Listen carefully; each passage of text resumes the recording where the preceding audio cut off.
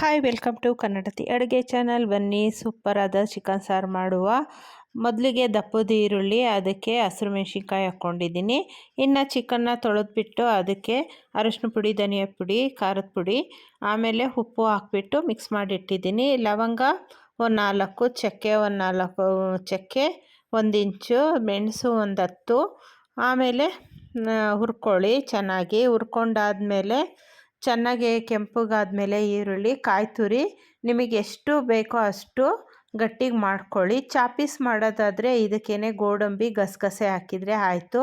1 ಇಂಚು ಶುಂಠಿ, ಬೆಳ್ಳುಳ್ಳಿ 1-2 ಗೆಡ್ಡೆ ತೊಗೊಂಡಿದ್ದೀನಿ. ಅಂದರೆ ಬೆಳ್ಳುಳ್ಳಿ ಸಿಪ್ಪೆ ತೆಗೆದಿಲ್ಲ, ಸಣ್ಣಗಿತ್ತು ಬೆಳ್ಳುಳ್ಳಿ, ಹಾಗಾಗಿಬಿಟ್ಟು ಹಾಗೆ ಹಾಕ್ತಾಯಿದ್ದೀನಿ ಸಿಪ್ಪೆ ಸಮೇತ. ಸೂಪರಾಗಿ ಆಗುತ್ತೆ. ಇನ್ನು ಟೊಮೊಟೊ 1-3 ತೊಗೊಂಡಿದ್ದೀನಿ, ಪುಟಾಣಿದು. ದಪ್ಪದಾದರೆ ಒಂದೇ ಸಾಕು. ಚಿಕನ್ ಸಾರಿಗೆ ತುಂಬ ಹಾಕಬೇಡಿ. ಇನ್ನು ಕೊತ್ತಂಬರಿ ಸೊಪ್ಪು ಸ್ವಲ್ಪ ತೊಗೊಂಡಿದ್ದೀನಿ. ಜಾಸ್ತಿ ಹಾಕಿದರೆ ಕಹಿ ಆಗುತ್ತೆ. ಹೈಬ್ರಿಡ್ ಅಂತೂ ಹೇಳಲೇಬೇಡಿ, ಜಾಸ್ತಿ ಹಾಕ್ಬಿಟ್ರಂತೂ ಸಾರು ತುಂಬ ಕಹಿ ಆಗುತ್ತೆ. ಇನ್ನು ತಣ್ಣಗಾಗಕ್ಕೆ ಬಿಟ್ಬಿಟ್ಟು ಎಣ್ಣೆ ಕಾಯಿಸ್ಕೊಂಬಿಟ್ಟು ಚಿಕನ್ನ ಎಲ್ಲ ಉಪ್ಪು, ಖಾರ, ಧನಿಯಾ ಪೌಡ್ರು ಹಾಕಿದ್ನಲ್ಲ ಅದನ್ನು ಹಾಕ್ಕೊಳ್ತಾ ಇದ್ದೀನಿ. ಚಿಕನ್ನು ಎಣ್ಣೆಯಲ್ಲಿ ಚೆನ್ನಾಗಿ ನೀರು ಬಿಡಲಿಲ್ಲ ಅಂದರೆ ಒಂಥರ ವಾಸನೆ ಹೊಡೆಯುತ್ತೆ.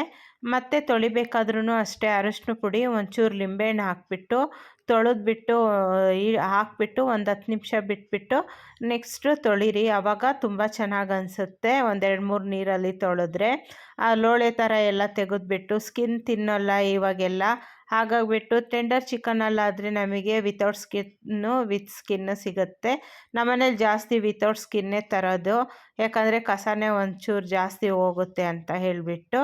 ಇನ್ನು ನಾನು ಇನ್ನೊಂದು ಸತಿ ನೋಡಿಬಿಟ್ಟು ತೊಳೆದ್ಬಿಟ್ಟು ಹಾಕ್ತೀನಿ. ಇವಾಗ ನೀರು ಬಿಡೋಕ್ಕೆ ಬಿಟ್ಟಿದ್ದೀನಿ. ಮಸಾಲೆ ಅಂತೂ ತಣ್ಣಗಾದ್ಮೇಲೆ ಹೇಳಿದ್ನಲ್ಲ, ಚಾಪೀಸ್ ಮಾಡೋದಾದರೆ ಸೇಮ್ ಮಸಾಲೆ, ಅದಕ್ಕೆ ಒಂಚೂರು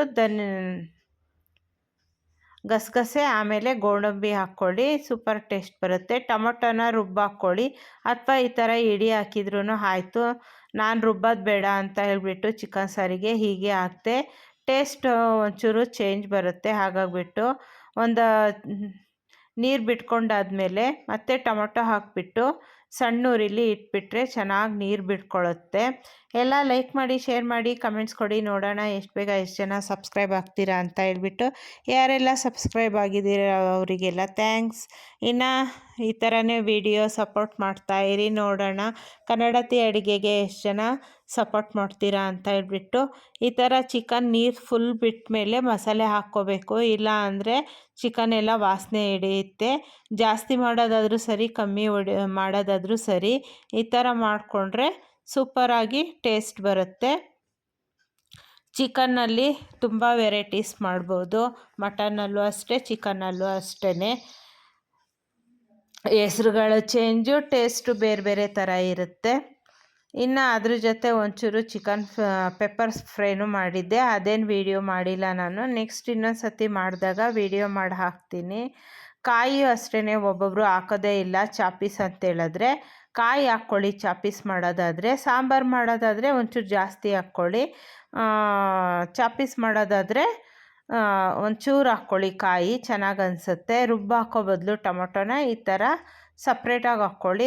ಹಾಕಿದ್ರೆ ತುಂಬ ಗ್ರೇವಿ ಆಗುತ್ತೆ. ಹುಳಿ ತಿನ್ನೋರಾದರೆ ಪರವಾಗಿಲ್ಲ, ಹುಳಿ ತಿನ್ನಲಿಲ್ಲ ಅಂತ ಹೇಳಿದ್ರೆ ತುಂಬ ಹುಳಿ ಅನಿಸುತ್ತೆ.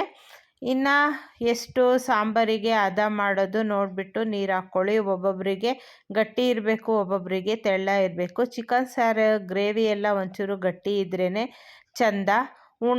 ಟೊಮೊಟೊ ರೇಟು ಜಾಸ್ತಿ ಆಯಿತು ಅಂತೇಳಿದ್ರೆ ಹುಣಸೆಹಣ್ಣು ಹಾಕ್ತಾರೆ. ಒಂದು ಬಟ್ಟು ಹಾಕಿದರೆ ಸಾಕು, ಸೂಪರಾಗುತ್ತೆ ಸಾಂಬಾರು. ಒಂಚೂರು ಉಪ್ಪು ಖಾರ ಎಲ್ಲ ಹದ ನೋಡಿಕೊಂಡು ವಿಷಲ್ ಮಾಡಿ ತೆಗೆದ್ರೆ ಆಯಿತು. ಒಂದು ಕಡೆ ಅನ್ನಕ್ಕೆ ಇಟ್ಕೊಂಡಿದ್ದೆ, ಇನ್ನೊಂದು ಕಡೆ ಇವಾಗ ಚಿಕನ್ ಸಾಂಬಾರು ಮಾಡ್ತಾಯಿದ್ದೀನಿ. ಇನ್ನು ಲೇಟ್ ಆಯಿತು ಅಂತ ಹೇಳ್ಬಿಟ್ಟು ಮುದ್ದೆನೂ ಮಾಡಿದ್ದೆ. ಆಲ್ರೆಡಿ ನಾನು ಬಸ್ಸಾರು ಜೊತೆ ಮುದ್ದೆ ಮಾಡೋದು ಹೇಗೆ ಅಂತ ಹಾಕಿದ್ದೀನಿ. ಸಪ್ರೇಟಾಗಿ ಮುದ್ದೆ ವಿಡಿಯೋ ಬೇಕು ಅಂತ ಹೇಳಿದ್ರೆ ಕಮೆಂಟ್ ಸೆಕ್ಷನಲ್ಲಿ ತಿಳಿಸಿದರೆ ಸಪ್ರೇಟಾಗಿ ಮುದ್ದೆ ವಿಡಿಯೋನ ಹಾಕ್ತೀನಿ. ತುಂಬ ಈಸಿ ಮುದ್ದೆ ಆಗಲಿ ಅಥವಾ ರೊಟ್ಟಿ ಆಗಲಿ ಮಾಡೋದು. ಈ ಥರ ಮಾಡಿಬಿಟ್ಟು ಟೇಸ್ಟ್ ಹೇಗಿತ್ತು ಅಂತ ಕಮೆಂಟ್ ಸೆಕ್ಷನ್ನಲ್ಲಿ ತಿಳಿಸಿ.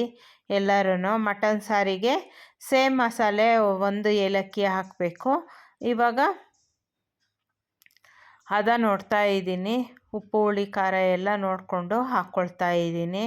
ನಮ್ಮ ಓರಿಯೋ ಅಂತೂ ಹಿಂದೆ ಮುಂದೆ ಓಡಾಡ್ತಾನೆ. ಚಿಕನ್ ಮಟನ್ನು ಸಾಂಬಾರಾದ್ರಂತೂ ಖುಷಿ ಅವನಿಗೆ.